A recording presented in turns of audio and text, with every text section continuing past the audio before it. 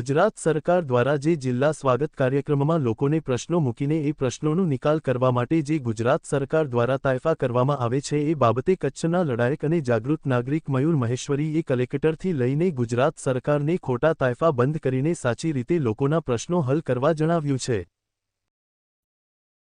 નમસ્કાર, હું મયુર મહેશ્વરી, અધ્યક્ષ કચ્છ જિલ્લા આંતરરાષ્ટ્રીય ભીમસેના। આજે આપના માધ્યમથી જણાવવાનું કે આજે જિલ્લા સ્વાગત કાર્યક્રમ હતો કલેક્ટર કચેરી મધ્યે, ત્યારે આપના માધ્યમથી ગુજરાત સરકારને એક વિનંતી અને એક અપીલ અને એક ટકોર સમજે તો ટકોર કરવા માંગુ છું।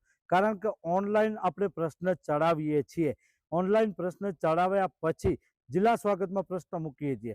પહેલા અમે જે પણ તંત્રને રજૂઆત કરવાની હોય છે રજૂઆત કરીએ છીએ। જો કદાચ જે તે તંત્ર આ બાબતે કોઈ કામગીરી ન કરે, કોઈ કાર્યવાહી ન કરે એટલે અમે જિલ્લા સ્વાગતમાં પ્રશ્ન મૂકીએ છીએ। પરંતુ અહીંના જે કલેક્ટર કચેરીના જે તે અધિકારીઓ હોય કે કલેક્ટરશ્રી હોય, જાણી જોઈ કરી અને અમારા પ્રશ્ન જે હોય છે તાલુકા સ્વાગતમાં મૂકી દે છે, તેમજ અમુક પ્રશ્નો લેતા પણ નથી। તો આ બાબતે વિનંતી છે, જો કદાચ સરકાર લોકો માટે, લોકોના પ્રશ્નો હલ કરવા માટે, લોકોના પ્રશ્નો સાંભળવા માટે જિલ્લા સ્વાગત કે તાલુકા સ્વાગતનો કાર્યક્રમ કરતા હોય છે, તો ઓનલાઈન પ્રશ્નો ચડતા હોય તો આ વહીવટતંત્રને, કચ્છના કલેક્ટરશ્રીને ઓનલાઈન પ્રશ્નો લેવામાં શું તકલીફ છે? મારા 3 પ્રશ્નો હતા, એમાંથી એક પ્રશ્ન જે છે એ તાલુકા સ્વાગતમાં તબદીલ કર્યો, ટ્રાન્સફર કર્યો। એક પ્રશ્ન મારો જિલ્લા સ્વાગતમાં લીધો, જેને પણ આજે 12 મહિના થઈ ગયા છે।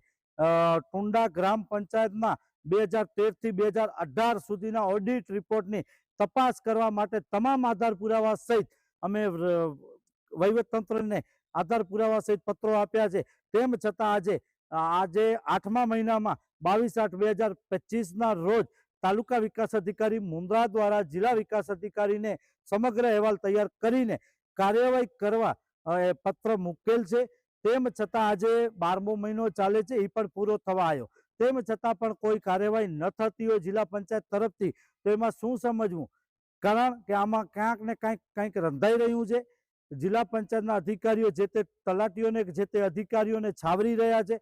એટલા માટે આજે પણ એ જ મારો પ્રશ્ન જ્યારે જિલ્લા સ્વાગતમાં હતો ત્યારે પણ જે તે વખતે પ્રજાપતિબેન નાયબ જિલ્લા વિકાસ અધિકારી શ્રી એ કીધું કે તપાસ ચાલુ છે, તો 22/8/2025 હજી સુધી તપાસ જ ચાલુ છે, અહેવાલ આવી ગયો છે, બધું આવી ગયું છે। બીજો એક મારો પ્રશ્ન હતો, મોટા કાંડાગરા જે હાઈવે રોડ છે ત્યાં ગેટ છે, ત્યાં રાત્રિના દરમિયાન નથી લાઇટની સુવિધા, કોઈ વોશરૂમની, બાથરૂમની પણ સુવિધા નથી।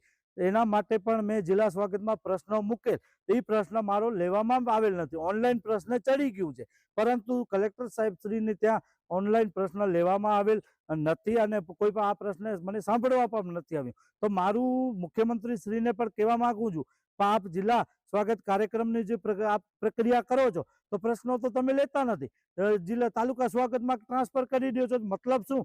તાલુકા સ્વાગતમાં કે જે તે અમે કચેરીઓમાં અરજીઓ કરીએ છીએ ત્યાંથી જો કોઈ જવાબ ન મળતું હોય ત્યારે અમે જિલ્લા સ્વાગતમાં આવતા હોઈએ છીએ। તો આ બાબતે મારી વિનંતી છે કે વહીવટતંત્ર ખાસ ગંભીરતા નોંધ લે અને આ બાબતે ગાંધીનગરથી, સચિવાલયમાંથી અને સીએમ કાર્યાલયમાંથી ખાસ નોંધ લેવામાં આવે કે પ્રશ્નો ઓનલાઈન ચડે છે તો કલેક્ટર સાહેબ શ્રી કેમ પ્રશ્નો નથી લેતા અને લોકોના કેમ પ્રશ્નો સાંભળતા નથી। અને બીજી વાત, આજે જિલ્લા સ્વાગત કાર્યક્રમ હતો, કલેક્ટર સાહેબ શ્રી પોતે હાજર ન હતા, બરાબર, આરએસી સાહેબ હાજર હતા, તો આનો મતલબ શું?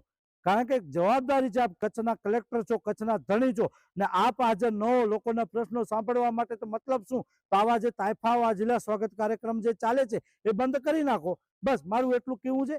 જો આ બાબતે કાંઈ પણ નિર્ણય લેવામાં નહીં આવે તો ઉગ્ર ને ઉગ્ર આંદોલન થશે અને આ બાબતે ઉચકાશે, રજૂઆત પણ કરવામાં આવશે, જે આપના માધ્યમથી હું જણાવું છું।